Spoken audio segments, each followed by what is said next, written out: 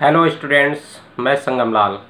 आज हम लोग इंटरमीडिएट कक्षा के लिए संस्कृत विषय से संबंधित गद्य साहित्य के सर्वाधिक प्रतिष्ठित एवं प्रतिभाशाली गद्य सम्राट महाकवि बाणभट्ट द्वारा विरचित कादम्बरी कथा ग्रंथ से उद्धृत चंद्रापीठ कथा की कथा वस्तु के बारे में चर्चा करेंगे। इस ग्रंथ में कादम्बरी की एक संक्षिप्त एवं काल्पनिक कथा वर्णित है। इसके दो भाग हैं, पूर्व भाग एवं उत्तर भाग। कहा जाता है कि महाकवि बाणभट्ट के दिवंगत होने के पश्चात कादम्बरी अपूर्ण रह जाती है। उनके सुयोग्य पुत्र भूषण भट्ट द्वारा कादम्बरी के उत्तरार्ध भाग को पूर्ण किया जाता है। यह कथा ग्रंथ दो प्रेमी युगलों कादम्बरी चंद्रापीठ एवं महाश्वेता पुंडरीक के 3 जन्मों से संबंधित है।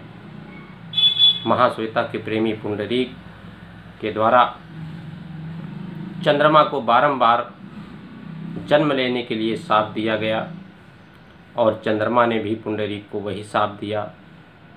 तत्पश्चात चंद्रापीठ जो चंद्रमा के रूप में थे, चंद्रमा चंद्रापीठ के रूप में जन्म ग्रहण करता है, पुंडरीक वैशंपायन के रूप में।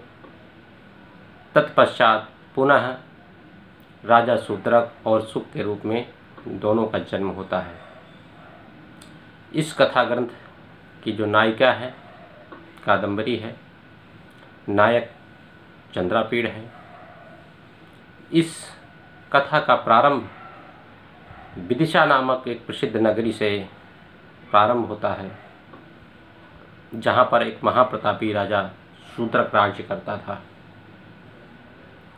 एक बार सभा मंडप में राजा बैठा हुआ था, तभी प्रतिहारी ने आकर राजा से निवेदन किया, महाराज, द्वार पर एक चांडाल कन्या तोते को लेकर उपस्थित हुई है और वह आपके दर्शन करना चाहती हैं।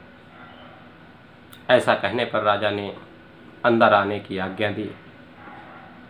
चांडाल कन्या अपने वृद्ध अनुचर के साथ अंदर शुक को लेकर के उस राजा के समक्ष उपस्थित हुई। उस वृद्ध ने तोते को जो पिंजड़े में रखे हुए था राजा के पास रख कर के कहा कि हे महाराज, ये वैशंपायन नाम का जो शुक है, ये समस्त कलाओं एवं शास्त्रों में पारंगत है और इसलिए मेरे स्वामी ने अपनी पुत्री को आपको भेंट करने के लिए इसको भेजा है। यह कहकर वह वृद्ध सेवक चला जाता है और शुक ने राजा शूद्रक की प्रशंसा में अपना दाहिना चरण उठाकर एक आर्य छंद पढ़ी।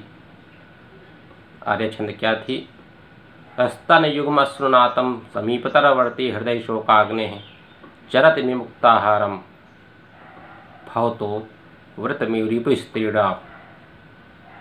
अर्थात भाव यह है कि आपने समस्त शत्रुओं का विनाश कर दिया है और विनाश कर देने से उनकी जो स्त्रियां हैं वह विरह वेदना में हमेशा उनकी आंखों से अश्रु प्रवाहित होते रहते हैं।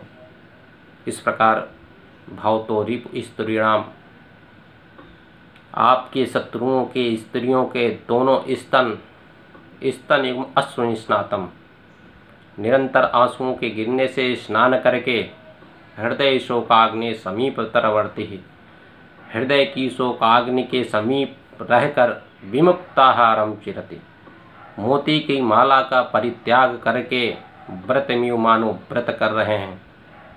इस प्रकार राजा ने शुक की वाणी को सुनकर बड़ा आश्चर्य हुआ और राजा के पूछने पर उनकी उत्सुकता को संतुष्ट करने के लिए शुक ने बताया कि बाल्यकाल में वो एक मुनि कुमार के द्वारा जाबाली के आश्रम में पहुंच गए।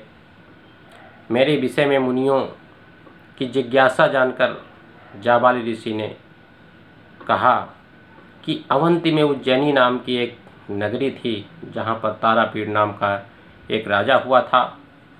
सुकनास नाम का एक ब्राह्मण उसका मंत्री था। देवताओं की आराधना पूजा पाठ के बाद तारापीठ को चंद्रापीठ नाम का और मंत्री सुकनास को वैशंपायन नाम का पुत्र रत्न प्राप्त हुआ।